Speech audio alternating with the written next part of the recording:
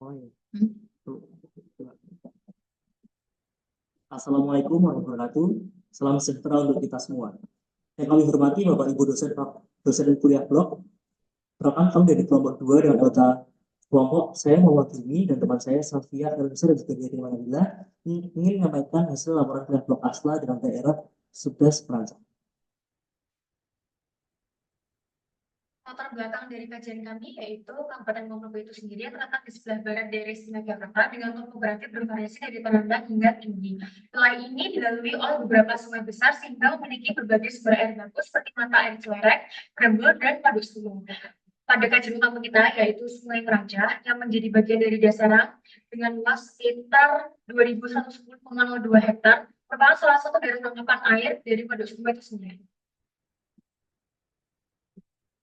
Rumusan masalah dari penelitian ini yaitu bagaimana karakteristik dan potensi sumber daya lahan di 11 Ngeranca, serta bagaimana karakteristik dan potensi sumber daya air di 11 Ngeranca. Sementara itu, tujuan dari penelitian ini antara lain yaitu mengidentifikasi dan menganalisis terkait hubungan karakteristik dan potensi sumber daya lahan di 11 Ngeranca, serta mengidentifikasi dan menganalisis terkait hubungan karakteristik dan potensi sumber daya air di 11 Ngeranca. Pada analisis sumber daya lahan dan air, terdapat 3 langkah dalam penelitian ini, yaitu pengumpulan data sekunder, pengolahan data, serta analisis hasil.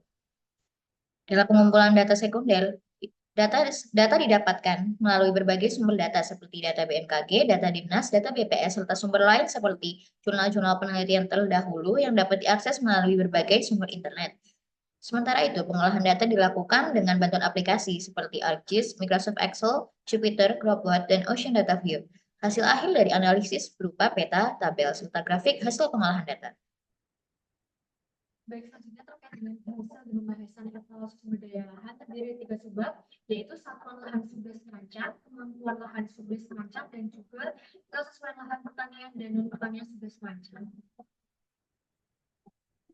Sebagai bagian dari Dasarang, 11 perancang memegang peran yang sangat penting dalam pengelolaan sumber daya air dan segala lahan. Oleh karena itu, diperlukan pengkajian terkait potensi dan juga keberlanjutan pengelolaan lahan serta air di kawasan ini. Salah satu ikon dari 11 perancang yaitu adanya Waduk Sermo dengan luas 159 hektar dan juga dengan luas tangkapan 21 km persegi. Wilayah 11 perancang didominasi dengan proses geodesional, yaitu pengindasan permukaan bumi akibat pelapukan batu dan juga erosi. Berdasarkan analisis morfologi, material dan juga proses yang bersumber dari Dinas, 11 kancah diklasifikasikan menjadi 7 satuan lahan, yaitu pikir, bukit, lembah sungai, lereng perbukitan, dataran bergelombang, kaki lereng perbukitan, dan yang terakhir lereng perbukitan suram. Baik, selanjutnya kemampuan lahan 11 derajat, di mana kemampuan lahan itu terdiri dari 8 kelas, yaitu kelas 1 hingga kelas 8. Penentuan kelas dengan menggunakan metode aritmatik seperti yang tersaji pada peta, didasarkan dengan pertimbangan kelas yang paling banyak muncul pada masing-masing mata pembatas. Dan untuk huruf dibawah kelas, yaitu E dan plus, menunjukkan bahwa faktor dominan yang mempengaruhi pada 11 derajat yaitu dipengaruhi oleh erosi dan juga tanah. Selanjutnya untuk metode pembobotan atau weighted factor, metode ini menggunakan bobot terberat atau paling mempengaruhi kelas pada tingkat pengklasifikasian pada kelas kemampuan lahan metode pembobotan atau weight. Dan untuk metode terakhir yaitu metode subjektif, di mana metode ini menggunakan analisis pribadi atau interpretasi mandiri terhadap pengelasan kelas kemampuan lahan. Pertimbangan yang kami gunakan yaitu dengan melihat kelas pada faktor pembatas kemiringan lahan. Kemudian pada keseluruhan pertanian kelapa di sekitar kancah. Jadi untuk pembuatannya, kita menggunakan karakteristik seperti yang ada di dalam tabel sebelah kiri tersebut. Jadi terdapat berbagai kelas untuk mengklasifikasinya.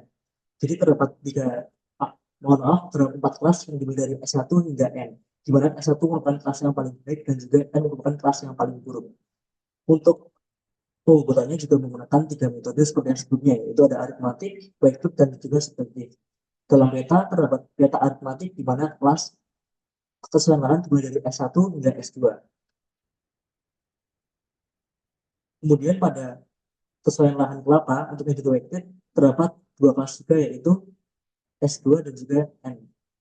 Kemudian pada peta kesesuaian lahan metode subjektif terdapat berbagai kelas dimulai dari S1 hingga S3. Sedangkan untuk pembuatan kesesuaian lahan pertanian ini juga menggunakan cara yang sama dengan menggunakan tabel, faktor ataupun untuk klasifikasi dan juga penjelasannya dari S1 hingga N. Kemudian untuk peta terdapat pada sebelah kanan yaitu untuk metode aritmatik di mana terdapat satu kelas saja yaitu S1.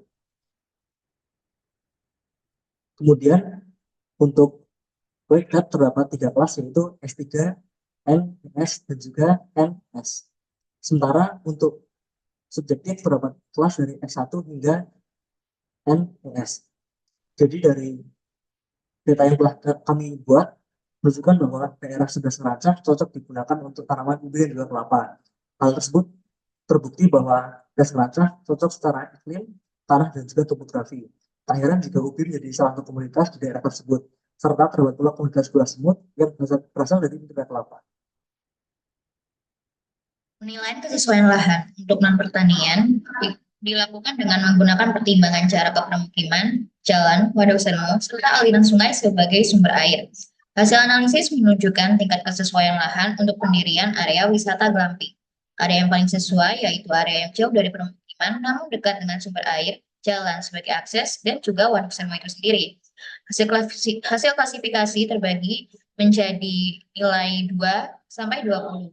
Nilai 2 menunjukkan bahwa daerah tersebut kurang sesuai dijadikan sebagai area wisata glamping, dan nilai 20 menunjukkan bahwa daerah tersebut sesuai untuk kebutuhan. Kemudian untuk hasil dan juga pembahasan sumber daya air. Terdapat 6 output, terdapat 5 output yaitu potensi air meteorologis, ketersediaan air permukaan, debit andalan, potensi air tanah, dan ketersediaan air total, dan juga kerentanan gas terhadap pencemaran. Baik, potensi air meteorologis pada sebelah kaca.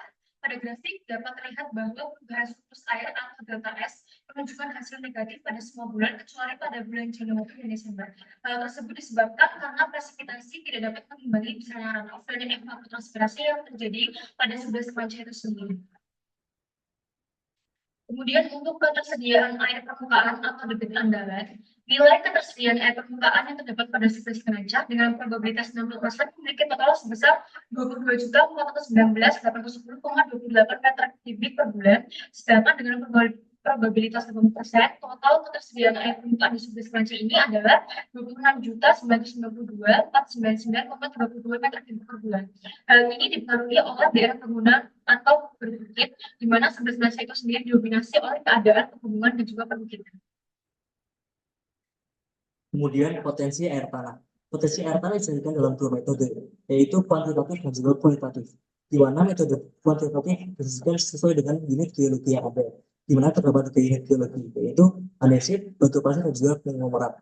Dengan debit potensi yang paling besar berada di unit geologi andesit. Hal ini disebabkan karena daerah tersebut memiliki area yang lebih besar dan memiliki nilai RC ataupun imbuhan yang paling besar.